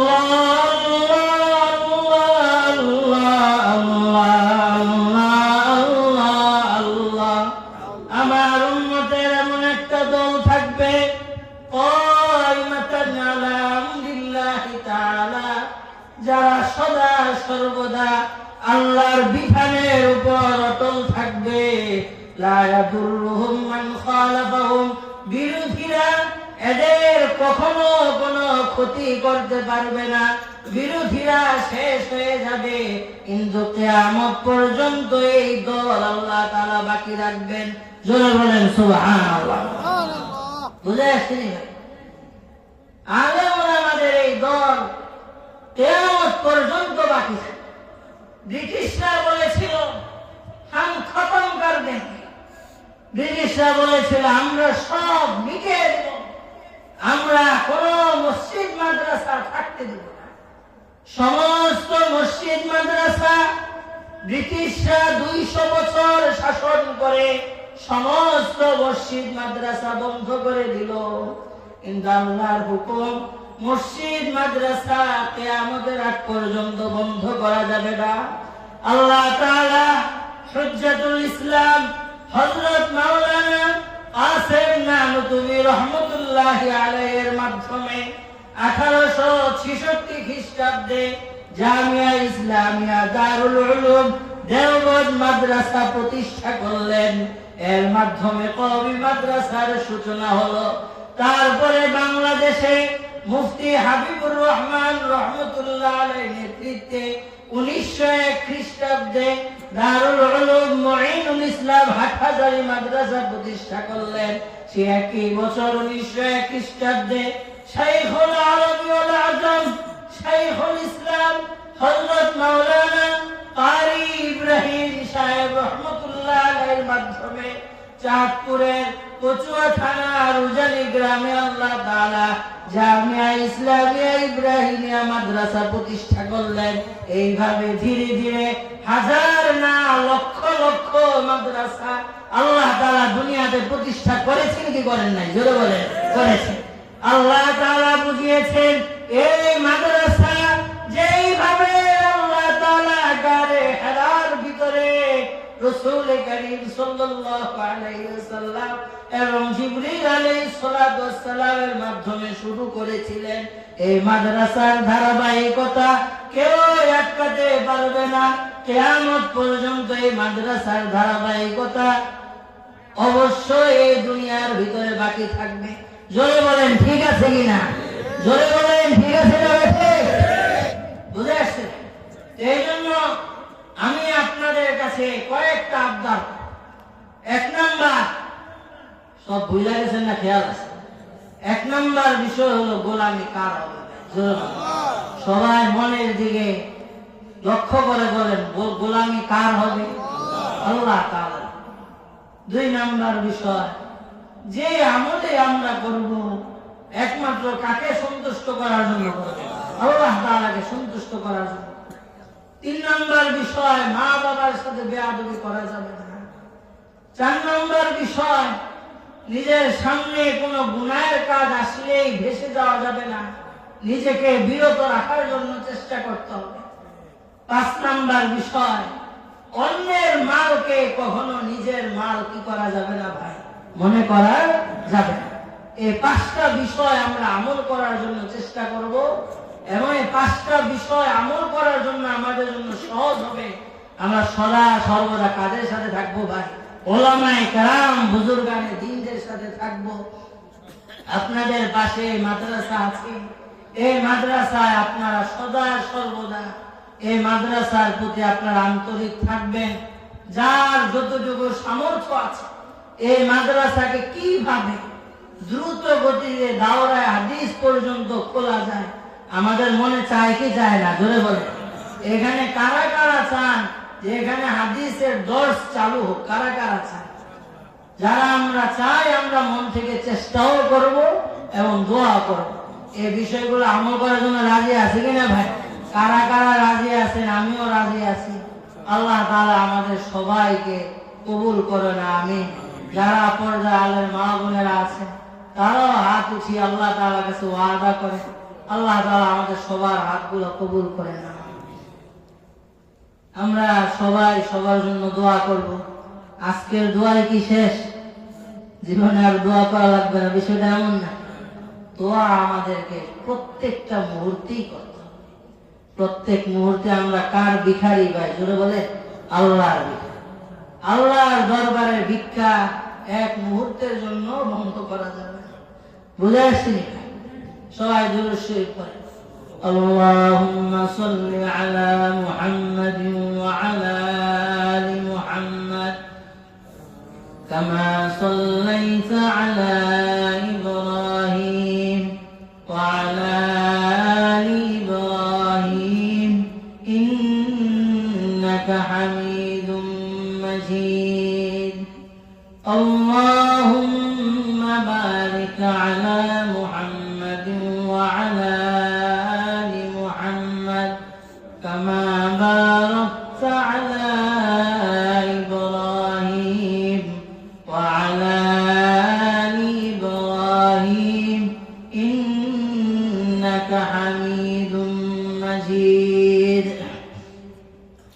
الحمد لله رب العالمين والصلاة والسلام على سيد الأنبياء والمرسلين وعلى آله وأصحابه أجمعين اللهم إنا نسألك بأن لك الحمد لا إله إلا أنت المنان بديع السماوات والأرض يا ذا الجلال والإكرام وإلهكم إله واحد لا إله إلا هو الرحمن الرحيم يا إله العالمين يا أكرم الأكرمين আমরা আপনার প্রতিভয় গুনাহগার বান্দা বান্দি। হে আল্লাহ, দীর্ঘ সময় আপনার দ্বীনি আলোচনা শেষে আপনার শাহী দরবারে ভিখারির বেশে দুইটা হাত উঠিয়েছি।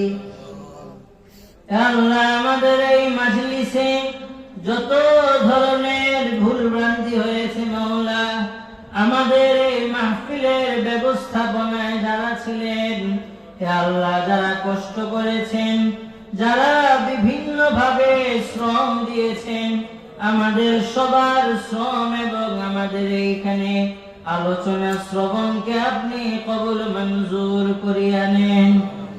ইয়া ইলাহাল আলামিন, আমাদের এই সমস্ত আমলের সওয়াব হাজার হাজার কোটি গুণ বৃদ্ধি করিয়া জনাবে রাসূল করিম সাল্লাল্লাহু আলাইহি ওয়াসাল্লামের রওজা ছাড়ে পৌঁছায় দেয়। আল্লাহ, আমাদের আত্মীয় স্বজন যারা কবরবাসী হয়েছেন তাদের সকলের কবরে আর সবটুকু পৌঁছায় দেন। আল্লাহ, আমাদের অনেকের পিতা মাতা কবরবাসী হয়েছেন। আল্লাহ, এখানে যারা আছেন, আল্লাহ, অনেকের পিতা মাতা কবরে চলে গিয়েছেন। অল্প কয়েক বছরের ব্যবধানে অনেকে মারা গিয়েছে। আল্লাহ, জানি না সেই মুরব্বীরা কি অবস্থায় আছে।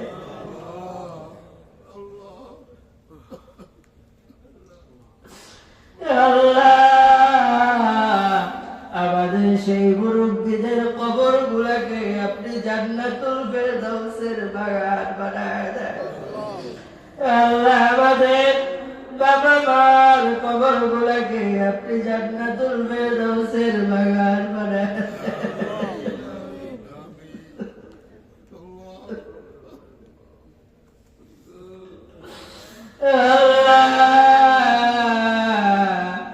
আমাদের বাবা মার কবর গুলাকে আপনি জান্নাতুল ফেরদাউসের বাগান বানায় দেন। পিতামাতা জীবিত আছেন, তাদেরকে সুস্থতার সাথে ঈমান আমলের সাথে সুখ শান্তিতে বেঁচে থাকার তৌফিক দান করে। হে আল্লাহ, পৃথিবীর সমস্ত বাবা মাকে আপনি ভালো রাখিয়ে। যে সমস্ত বাবা মা বৃদ্ধাশ্রমে আছে, তাদের জীবনকে আপনি সহজ করিয়া দেন। আল্লাহ, পৃথিবীর সমস্ত সন্তানদেরকে বাবা মার সেবা করার তৌফিক দান করে। আল্লাহ, আমাদেরকে বাবা মার সেবা করার তৌফিক দান করে।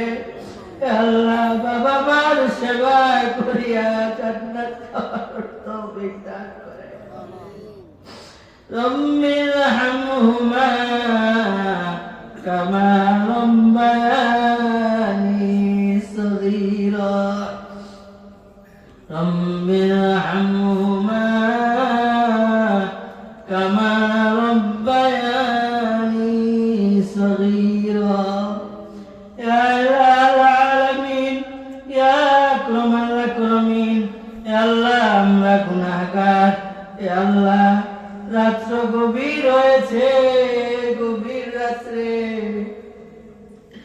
আমরা আপনার শাহী দরবারে অসহায় ভিক্ষুকের কান্নাকাটি করিয়া বাউলা ক্ষমা ভিক্ষা চাচ্ছি। বাউলা,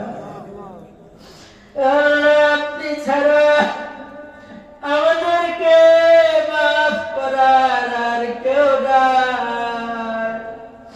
আপনি আমাদেরকে মাফ না করলে আমাদের ধ্বংস ছাড়া কোনো উপায় নাই। বাউলা, আল্লাহ, অসহায় ভিক্ষুকের আপনার কাছে ক্ষমা ভিক্ষা চাচ্ছি। দয়া করিয়া আপনি আমাদের জীবনের সমস্ত গুনাহগুলো মাফ করিয়া দেন। আল্লাহ, আমাদের জীবনের সমস্ত গুনাহগুলো আপনি মাফ করিয়া দেন। আল্লাহ, আপনি আমাদেরকে হেদায়েত নসিব করেন। সমস্ত গুনাহের কাছ থেকে নিজেদেরকে বাঁচায় রাখার তৌফিক দান করেন। আল্লাহ, বিশেষ করে স্মার্টফোনের ফিতনা থেকে আমাদের সবাইকে বাঁচায় রাখেন। আমাদের সবাইকে এই মোবাইলের ফিতনা থেকে বেঁচে থাকার তৌফিক দান করে। আল্লাহ, আপনি আমাদেরকে আপনার রহমতের চাদর দ্বারা ঢাকিয়া নেন। আল্লাহ, আমরা বিভিন্ন জন বিভিন্ন সমস্যায় আছি, আমাদের সকলের সমস্যাগুলো সমাধান করিয়া দেন। আল্লাহ, আমাদের মনের নেক আশাগুলো আপনি পূরণ করিয়া দেন। আল্লাহ, সবার ভালো কর্মসংস্থানের ব্যবস্থা করিয়া দেন। আল্লাহ, সবার হালাল রিজিকের মধ্যে আপনি বরকত দান করে। আল্লাহ, প্রশস্ত রিজিক দান করে, সম্মানের রিজিক দান করে। আল্লাহ, আমরা আপনাকে সিজদা করি, অন্যের কাছে যেন ছোট হইতে না হয়, সেই ব্যবস্থা আপনি আমাদেরকে করিয়া দেন। আল্লাহ, অন্যের কাছে ছোট থেকে আপনি আমাদেরকে হেফাজত করেন। আল্লাহ, আপনি আমাদেরকে ইজ্জতের জিন্দেগি দান করেন। আল্লাহ, আমরা অনেকে অসুস্থ আছি। আল্লাহ, অনেকের মা বাসায় অসুস্থ, বাবা বাসায় অসুস্থ, সন্তান অসুস্থ, পরিবার অসুস্থ, নিজে অসুস্থ। আমাদের অসুস্থতার খবর এই আরশের মালিক আপনি ভালোভাবে জানেন। দয়া করিয়া আপনি আমাদের সবাইকে সুস্থতা নসিব করেন। আল্লাহ, ক্যান্সার সহ যত ধরনের মারাত্মক রোগ আছে, সমস্ত মারাত্মক রোগ থেকে আপনি আমাদেরকে হেফাজত করেন। ইয়া ইলাহাল আলামিন, যে আলোচনাগুলো হইল, এই আলোচনাগুলোর উপর আপনি আমাদেরকে আমল করার তৌফিক দান করেন। ইয়া আল্লাহ, যারা শুনেছেন এই আওয়াজ যতদূর পর্যন্ত গিয়েছে, আপনার সমস্ত বান্দা বান্দীদেরকে আমল করার তৌফিক দান করেন। ইয়া আল্লাহ, সবার উসিলায় আমি অধমকেও আমল করার তৌফিক দান করেন। ইয়া ইলাহাল আলামিন, এই চনাঞ্চল মাদ্রাসাকে আপনি কবুল মঞ্জুর করিয়া নেন। ইয়া আল্লাহ, এই মাদ্রাসাকে দারুল উলুম দেওবন্দের মতো মাকবুলিয়ত দান করেন। ইয়া আল্লাহ, এই মাদ্রাসার সমস্ত সমস্যা আপনি সমাধান করিয়া দেন। ইয়া আল্লাহ, অনেক জরুরত আছে, আপনার ভান্ডারে কোনো কিছুর অভাব নাই। আপনি মাদ্রাসার সমস্ত জরুরতের পূরণ করিয়া দেন, সমস্ত জরুরত পূরণের ব্যবস্থা করিয়া দেন। ইয়া আল্লাহ, যারা কষ্টার্জিত টাকা পয়সা মাদ্রাসায় দান করেন, তাদের টাকা পয়সার মধ্যে আপনি বরকত দান করেন। আমাদের সবাইকে সদা সর্বদা এই মাদ্রাসার পাশে থাকার তৌফিক দান করেন। ইয়া ইলাহাল আলামিন, এই মাহফিল আজকে হইল, আগামীকালও হবে। এই মাহফিলকে আপনি হেদায়েতের জরিয়া হিসাবে কবুল মঞ্জুর করিয়া নেন। যারা এই মাহফিলের পিছনে শ্রম দিয়েছেন, তাদের সবার জন্য এই মাহফিলকে নাজাতের জরিয়া হিসাবে কবুল মঞ্জুর করিয়া নেন। হে আল্লাহ, আপনার দরবার ছাড়া আমাদের কোনো দরবার না। হে আল্লাহ, আপনার দরবারে যেইভাবে চাওয়া লাগে আমরা ওইভাবে চাইতে পারি না। দয়া করিয়া আমাদের চাওয়ার দিকে না তাকাইয়া আপনি রহমানের দিকে তাকাইয়া, রহমতের দিকে তাকাইয়া আপনি আমাদের দোয়াগুলো কবুল মঞ্জুর করিয়া দেন। রব্বানা আতিনা ফিদ দুনিয়া হাসানা ওয়া ফিল আখিরাতি হাসানা ওয়া কিনা আযাবান নার। ইয়া আল্লাহ, ফিলিস্তিন সহ যত জায়গায় মুসলমানরা নির্যাতিত হচ্ছে, সমস্ত জায়গায় মুসলমানদেরকে আপনি সাহায্য করেন। আল্লাহ, আপনি আমাদেরকে ইসরায়েলের পণ্য ব্যবহার করা থেকে বিরত থাকার তৌফিক দান করেন। আল্লাহুম্মা আনতা ওয়ালিয়ুনা ফাগফির লানা ওয়ারহামনা ওয়া আনতা খায়রুল গাফিরিন। سبحان ربك رب العزة عما يصفون وسلام على المرسلين والحمد